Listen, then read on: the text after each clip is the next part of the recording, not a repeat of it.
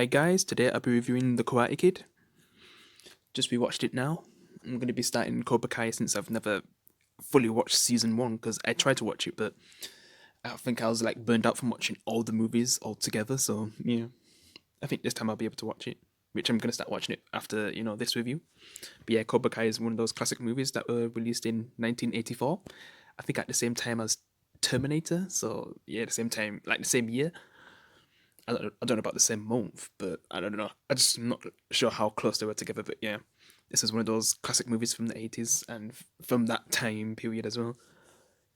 And then 1984, yeah.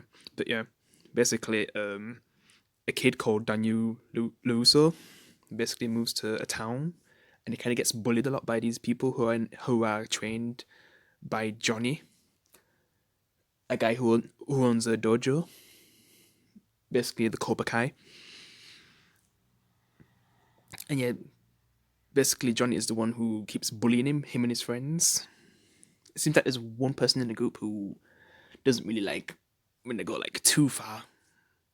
But yeah, most of them don't really care and just do what Johnny does and just keep bullying him. There's also this girl that he likes as well, who I think he first meets on the beach. He basically tries to, well, not really defend her, but I guess stop Johnny from destroying her equipment. And I'm not really sure if, because I think Johnny does like this girl, but is it Ali Mills? Which I think that's actually the same actress from The Boys. Man, yeah, basically Homelander's mummy. If Yeah, I think it's Homelander's mummy, right? But yeah, basically this was like one of Daniel's first girlfriends because he does have like three girlfriends overall in these movies, and haven't watched all of Karate Kid, so I'm not really sure who he's with in that, if he even is with someone. I just know that he's really successful and stuff in Cobra Kai. So yeah, and how they focus on the basically the what I say the antagonist of the movie or the rival, the one who bullies Daniel and who originally would be viewed as the bad guy, but it seems like these days people actually view the person who was the bad guy in this movie as the one to side with a lot more. And I don't fully understand that yet until I've like fully watched Cobra Kai, at least the first season. But yeah, he just for the first act, he's definitely just a full on bully. Even gets to a point where Daniel just wants to leave town. But then there's like person Mr. Miyagi, the legend. Like he basically comes into the story as a someone who fixes stuff. Because one day he just like comes in while Daniel's trying to learn karate, and it kind of notices that he's trying to learn karate, and yeah, he also has like a bruise, and he noticed that too, and Daniel just tries to come up with an excuse why he has that bruise, like he was in just a little accident when he got beat up, and it seems like it was getting worse and worse each time. So yeah, the second time is when they basically jump Daniel and they're on bikes, they're like motorbikes. Yeah, they just man. And then when he comes home, he's just basically having a breakdown with how these people have been treating him, how he just wants to go back to his original hometown. Like the way how just mum sees him, like man, I do feel sorry for the mum for seeing her son like that. Like they didn't even leave him alone, man. They just kept bothering him. Like ever since he stepped up for Ali Mills, like they didn't leave him alone. It seems like it was getting worse and worse. But then Mr. Miyagi kind of comes into the picture, and it seems like he's more than just someone who's handy, since he was fixing like their TV or something. Well, not the TV, just something in their house. And when basically Daniel throws his bike in the bin because they basically mash it up, like Mr. Miyagi actually fixes it, and Daniel's really grateful for that. But then he kind of sees something else that Mr. Miyagi does, which he kind of does like these oak trees that I think he sells. Yeah, and he kind of makes I guess Daniel take part in it, and it kind of brings some kind of peace to him, and he kind of gives gifts the oak tree to him. It's like these small trees. Yeah, it's kind of part of the logo as well when he starts training karate with Mr. Miyagi. Yeah, which there's I guess backstory to that, which I'll get to. Like Mr. Miyagi even gives a treat to, I guess, the mum. Yeah, yeah. Mr. Miyagi is a legend, man. What would Karate Kid? Yeah, what would Karate Kid be without Mr. Miyagi? But yeah. So basically, I guess Daniel goes to this dojo. Maybe he was thinking to join it, but then when he sees the person who's been bullying him, Johnny, you know, at the place, it kind of shows where he gets all of his, you know, brute force from. Lol, I'm on Netflix right now and I can see Cobra Kai, so, like it's already ready for me. Lol. Yeah, because man, the master, he's the reason why these his students are like so ruthless, and the way how they treat Daniel, like it's all because of this guy, man. Never surrender. just just the motto that he sets into his students. No mercy, man. Who knows if he beats his students? Kind of like in a reboot. Oh yeah, I just don't know if I should reference stuff from the reboot though. Like the changes that they do. I feel like I should do that more when I'm actually reviewing the Karate Kid 2010. Yeah, and then I'll just make similarities because I was thinking to do that, but nah, I'll just wait until I'm actually reviewing the 2010 movie. Then I'll kind of make compare things with the 1984 film and the 2010 film, which I really love the 2010 film. It's kind of part of my childhood, so yeah. It turned 10 years like last year. And also Jackie Chan being Mr. Miyagi was cool. But yeah, I'm just gonna go back to this movie now. But yeah, the girl in this movie who likes Daniel. What out of all the Karate Kid girlfriends, because there's also a boyfriend when we get to the next Karate Kid, when the next Karate Kid's a female. If I was ranking all the relationships with the Karate Kid, where would I put her? I'd say third place. Well, with how things go with her going into the sequel, yeah, I'd put her third because I prefer the person that Daniel meets in the second movie. The one in the third, eh. That's what I'm gonna say. Eh. The next Karate Kid, um, a bit better than the one in oh man, yeah, the one in the Karate Kid 2010. Yeah, I'd say a second because she's more like the one in the second movie. Yeah, of the original movies. She's more like that one.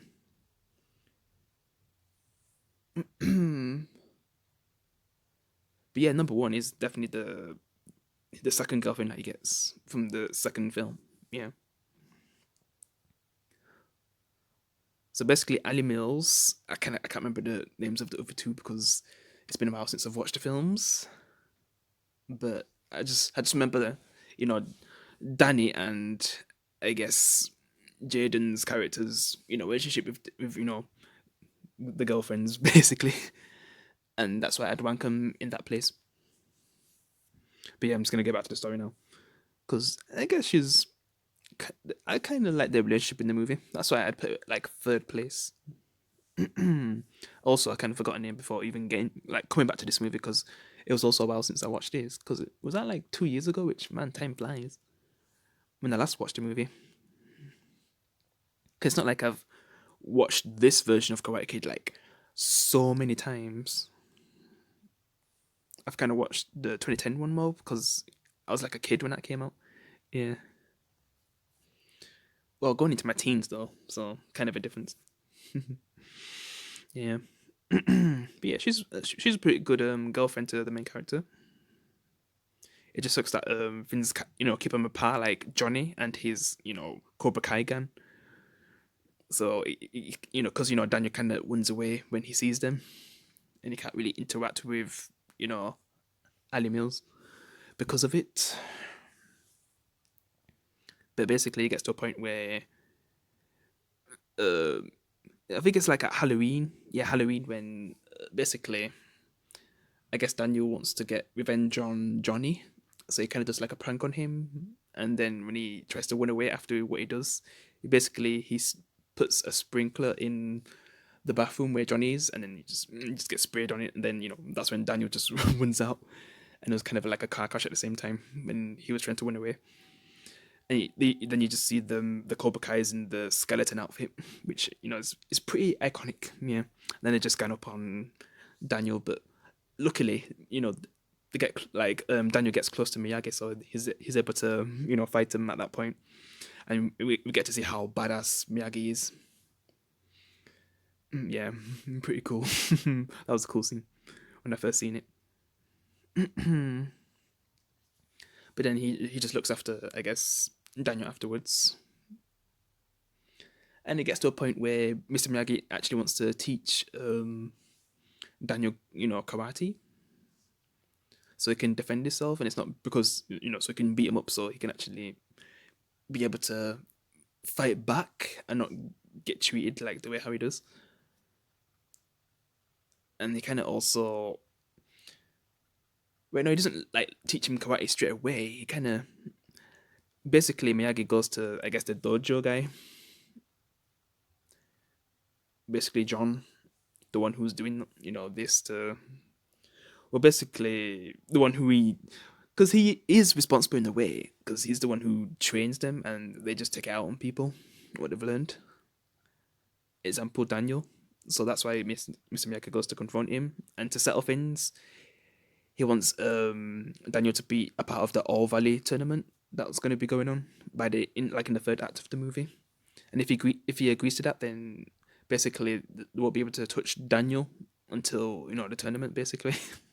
Yeah. And if he wins, then they should leave him alone, basically. That's kind of the deal that they sort out, and that's when he starts to teach him karate. And then here comes the part of the movie where I'm just like, when I first seen this, I was like, really? But the thing is, I can't remember if I first seen this in the 2010 Karate Kid or the 1984 Karate Kid. Hell, I'm not even sure which one I watched first, because at a very, very young age, yeah, I'm not sure. I think because I'm not sure if I did watch the 1984 one before the 2010 one. Yeah, I'm not exactly sure. But basically, the wax on, wax off technique. Because at first, like, if this was me, I'd be the same. Like, he's basically making me clean his whole house, his cars, painting his fences, and man, at a point, I'd be like, why is he making me do all this? Like, what am I actually learning? Like, it's getting every day we're getting closer and closer to the tournament, and he's just making me basically clean up his house and stuff. Like I'm a slave, and it does get to a boiling point. Like, he basically wants to know why he's making him do this, but then Mr. Miyagi kind of reveals what he's actually doing. He's literally been teaching him kung fu by just doing everyday stuff, I guess. Well, not everyday stuff, like what workers do. So in a way, you could say that basically anyone could learn karate with these basic things that people do. Because with these things that he was doing, like the wax on, wax off, he's basically actually doing karate moves in a way. So then when Mr. Miyagi, starts fighting him, like he actually realized that he's learned karate. And what a reveal as a kid. Lol.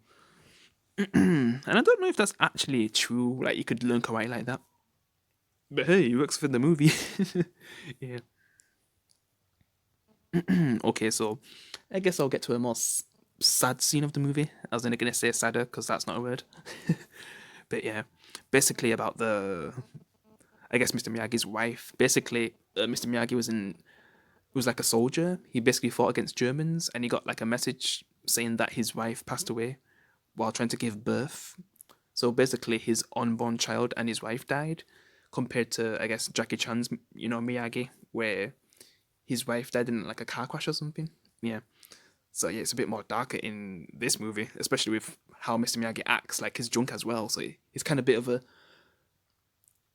I say around these times he drinks a lot because he doesn't want to think about that day, because it's kind of like the anniversary at the point when he's talking about his wife to Daniel, and you just see him crying, and he basically falls asleep. Yeah, pretty sad. Yeah, that was a sad scene. Okay, but basically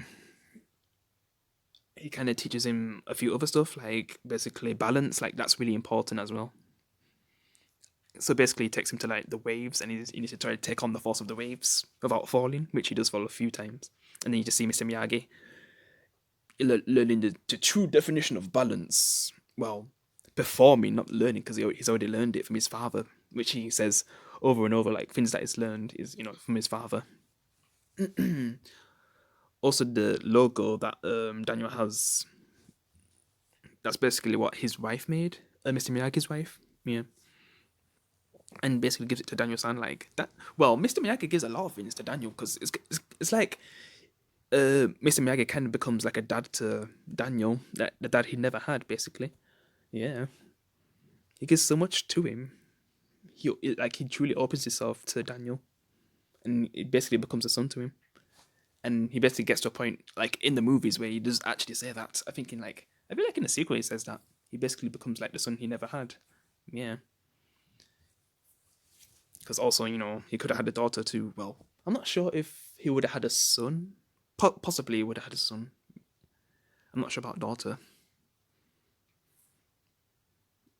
Because do they tell us? I can't remember because I've only watched Karate Kid 2 and 3, and I'm not sure if they even mentioned that. Because he does go to, in the second one, he does go to, Mr. Miyagi goes to his like hometown, so yeah, like his country.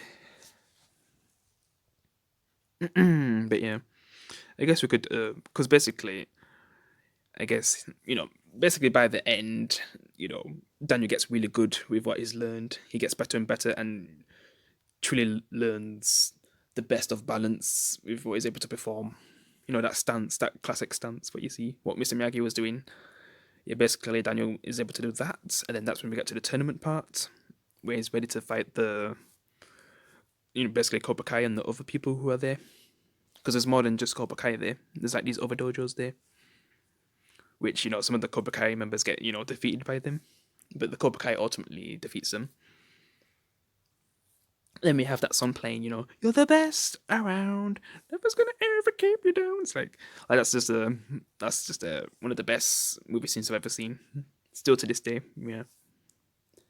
So definitely the third act is done better in this movie than I guess the 2010 film. Basically, out of all the movies, I feel like the worst second act for me, I mean third act for me in all the movies is possibly, well, oh man, it's between this. Well, nah, I don't know if I should say the second movie, but I will. Okay, so between the second movie and I guess the next Karate Kid, since there wasn't really actual tournament, basically just oh, but I'll talk about it in when I actually get to that review of that movie. It's just weird how they decide to end it basically, because it's not even a tournament basically. That's all I'm gonna say for now. At least the second one is a tournament, but you could say a Mortal Kombat tournament in the second movie. But we'll get to that when I talk about that movie. Yeah, before I review season 2, because once I'm done with season 1, I reviewed the Karate Kid season. Well, the Karate Kid Part 2. Sorry, yeah. Yeah, once I've watched Cobra Kai season 1, yeah. But then we get to the final. We get close to the final, but then basically, I guess John, the Cobra Kai, master, basically wants one of his people. Like I think the one who was saying, like to stop. Like he's had enough, at the scene, when it was in their Halloween costumes, and one of them was saying to stop, but they just wanted to keep going. Like, but I think that's the same guy who was saying that he didn't really want to do what he had to do to Daniel, which would also get him disqualified. Well, the person who's gonna do it anyway, not Daniel. I mean, like what the Cobra Kai member was gonna do, but he doesn't want to do it because he'll get disqualified. But it's kind of like it basically defeat Daniel, but basically by cheating now. No mercy, basically. And then he basically does it, and it seems like Daniel's screwed. But then he's able to recover thanks to a technique that Mr. Miyagi used on him earlier in the movie. And I think that was at the point where he was, when Daniel was thinking like, "What are you even teaching me?" And he basically uses it on him to demonstrate what he's actually learned, and he uses it on his leg for what was damaged in that cheat fight. So he's able to recover and fight Johnny. Then we just get an epic final fight, and that last scene when he does the karate kick, Like every time, it's just awesome. Such a simple move, but so effective every time. Yeah. Then the movie just like ends just like that. He wins the trophy. Mr. Miyagi's happy, even though, because he was saying to Daniel that it wasn't really all about winning, but like I just feel like the message at the end was kind of a bit messed up. Like it seems like Daniel just only cared about winning in a way that like it's not like they're gonna leave me alone if I lose. Like they'll just keep bothering me, but I feel like it kind of messes up the message a bit, but it's not a big deal anyway. But yeah, the ending's still good. I just wish like every time I watch the movie, I'm just like, man, they just moved on so quick. Like they win the fight and then it's over. Like not after scene, which we have to wait until like the second movie just to see what happens afterwards. Like them, celebrating with each other. Like just those final moments what you see in movies normally. Where this one it just ends like once the fight's over, basically. Yeah. But yeah, this movie is definitely like a 10 out of 10 movie. It's a legendary movie, and if you haven't seen it, then I highly recommend it. And then after you've watched, I guess at least up to part 3, well, really, we could just like watch part 1. But since Mr. Miyagi's in the second and third one, I still say they're worth watching because Mr. Miyagi, I guess he's my favorite character in this Karate Kid universe. I haven't really got to meet some of the cool characters who come in Cobra Kai yet, like Hawk. Like I've heard he's really cool. But yeah, Mr. Miyagi's a legend. And even if I do meet those new characters, I don't think he'll ever be beaten. Even if they make Johnny a really good guy. But yeah, guys, that's my review of The Karate Kid. I'll be reviewing Cobra Kai once I've watched all of season 1. I'll see you in the next one. Peace.